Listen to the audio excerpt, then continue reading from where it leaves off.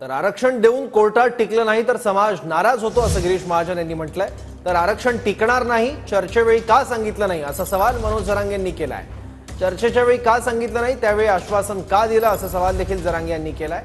ओबीसीतूनच आरक्षण घेणार या भूमिकेवर मनोज जरांगे ठाम आहेत। मला असं वाटतं की न्यायालयामध्ये सगळं टिकलं पाहिजे। उगाच आज द्यायचं आणि उद्या पण न्यायालयामधून ते फेटायला जावं म्हणजे असा विश्वासघातही होता कामा नये मला असं वाटतं। आणि मग त्यामुळे उगाच नाराजी पसरते किंवा दिलं आणि मग कोर्टात कसं टिकलं नाही। म्हणून माझं ते स्टेटमेंट होतं। मला कोणाचा आक्षेप नाही आहे। मराठा समाजाला आम्हाला न्याय द्यायचाच आहे। मागच्या काळातही मी सांगेल की देवेंद्रजींनीच मराठा समाजाला आरक्षण दिलं होतं मुख्यमंत्री असताना। आताही एक दिवसाचं अधिवेशन घेऊन आम्ही 10% आरक्षण मराठा समाज दिलेलंच आहे। आम्ही अतिशय सकारात्मक आहोत। मराठा समाजाच्या बाबतीमध्ये असेल ओबीसी समाजाच्या बाबतीमध्ये असेल सरकारची कुठली दुटप्पी भूमिका नाही। खोटं बोलायचं आलते तवा काय चालतं तवा नको थोपड उचकत तुमचं तवा काय झालं तरी सांगायला की हे टिकणार नाही।